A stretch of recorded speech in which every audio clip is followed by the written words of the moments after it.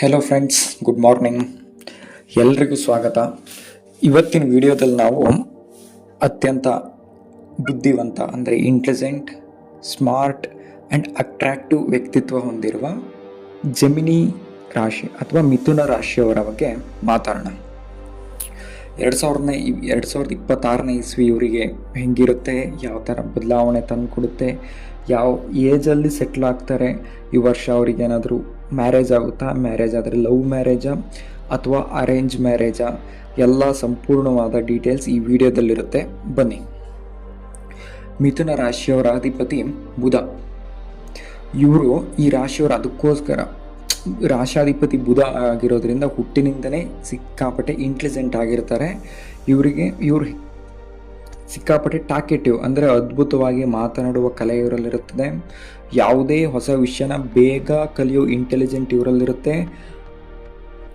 ಬನ್ನಿ, ಇಷ್ಟೆಲ್ಲ ಇಂಟೆಲಿಜೆಂಟ್ ಹೊಂದಿರುವ ಮಿಥುನ ರಾಶಿಯವರ ವಿವರಣೆಗಳನ್ನು ಸಂಪೂರ್ಣವಾಗಿ ಡಿಸ್ಕಸ್ ಮಾಡೋಣ. ಇವರ ಕರಿಯರ್ ಆ್ಯಂಡ್ ಸೆಟಲ್ಮೆಂಟು. ಮೊದಲನೇದಾಗಿ ಮಿಥುನ ರಾಶಿಯವರು ಜೀವನದಲ್ಲಿ ಯಾವಾಗ ಸೆಟ್ಲ್ ಆಗ್ತಾರೆ ಅಂತ ನೋಡೋಣ. ಬನ್ನಿ. ಈ ರಾಶಿಯವರ ಮನಸ್ಸು ಬಹಳ ವೇಗವಾಗಿ ಯೋಚಿಸ್ತದೆ. ಅವರಿಗೆ ಒಂದೇ ಟೈಮಲ್ಲಿ ಅಥವಾ ಒಂದೇ ಕೆಲಸದಲ್ಲಿ ದೀರ್ಘಕಾಲ ಇರಲು ಇವರಿಗೆ ಬೋರ್ ಹೊಡೆಯುತ್ತೆ. ಅಂದರೆ ಈಗ ಹೊಸ್ತೇನಾದರೂ ಮಾಡಬೇಕು ಅಥವಾ ಇನ್ನೇನಾದರೂ ಮಾಡಬೇಕು ಅನ್ನೋ ಹಂಬಲ ಜಾಸ್ತಿ. ಇವ್ರಿಗೆ ಅರ್ಲಿ 20ಸಲ್ಲಿ ಸ್ವಲ್ಪ ಅದು ಗೊಂದಲಗಳಿರುತ್ತೆ.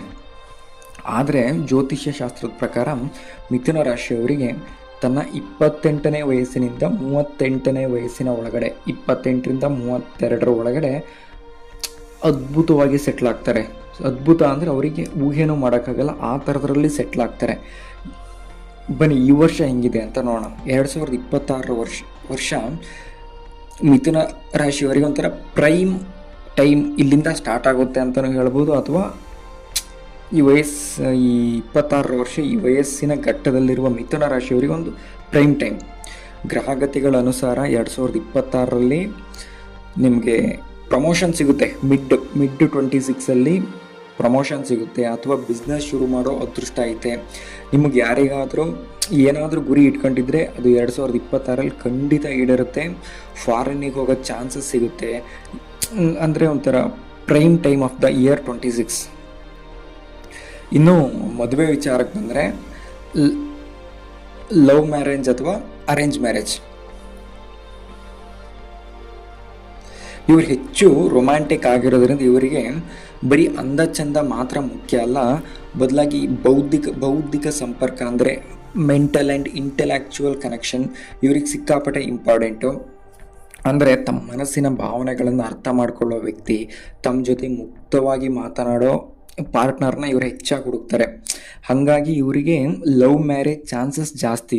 ಅಥವಾ ಇನ್ ಕೇಸ್ ಅರೇಂಜ್ ಮ್ಯಾರೇಜ್ ಆದರೂ ಇವರು ತಿಂಗಳಾನುಗಟ್ಟಲೆ ತಮ್ಮ ಪಾರ್ಟ್ನರ್ ಜೊತೆ ಮಾತಾಡಿ ಅದು ಹೊಂದಿಕೆ ಆದರೆ ಮಾತ್ರನೇ ಇವರು ಮದುವೆ ಆಗೋದು.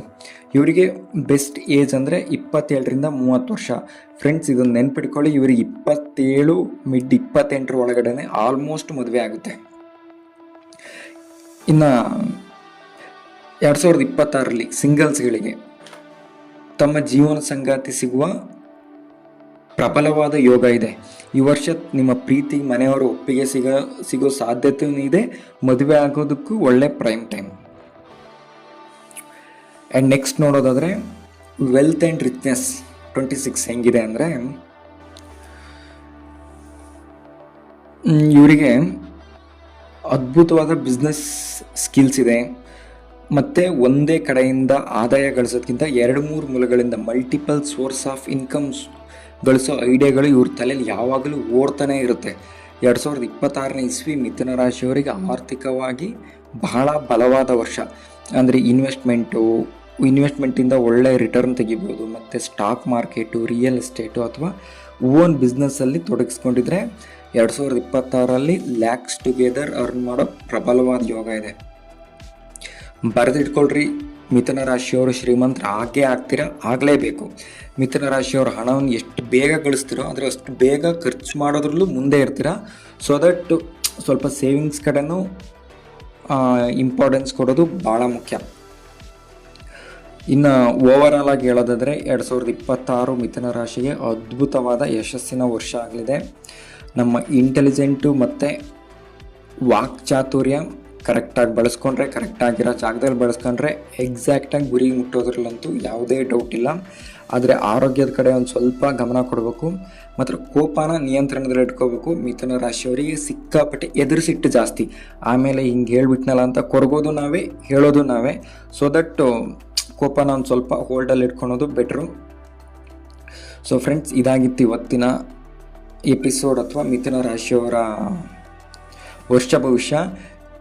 ಅಂದರೆ ನಾನೊಂದು ನಾರ್ಮಲಾಗಿ ಹೇಳಿದ್ದೀನಿ, ಇನ್ನೂ ಇನ್ ಡೆಪ್ತು ಅಥವಾ ಅವರು ಯಾವ ಏಜಲ್ಲಿ ಕಂಪ್ಲೀಟಾಗಿ ಸೆಟ್ಲ್ ಆಗ್ತಾರೆ, ಪ್ರೈಮ್ ಟೈಮ್ ಏನೇನು ಮಾಡ್ಬೋದು ಅವರು ಎಲ್ಲದೂ ಬೇಕು ಅನ್ನೋದಾದರೆ ನನಗೆ ಕಮೆಂಟ್ ಮಾಡಿ. ನಾನು ಇನ್ ಡೀಟೇಲ್ ಇನ್ನೂ ಜಾಸ್ತಿ ರಾಶಿಗಳು ಬೇಕು ಅಂದ್ರೂ ವಿಡಿಯೋ ಮಾಡ್ತೀನಿ. ಪ್ಲೀಸ್ ಫ್ರೆಂಡ್ಸ್, ವಿಡಿಯೋನ ಸಬ್ಸ್ಕ್ರೈಬ್ ಮಾಡಿ. ಸಬ್ಸ್ಕ್ರೈಬ್ ಮಾಡೋದನ್ನು ಮರಿಬೇಡಿ. ನನಗೆ ಸಬ್ಸ್ಕ್ರೈಬು ತುಂಬ ಮುಖ್ಯ ಈ ಸ್ಟಾರ್ಟಿಂಗ್ ಟೈಮಲ್ಲಿ. ಪ್ಲೀಸ್ ಆದಷ್ಟು ಶೇರ್ ಮಾಡಿ.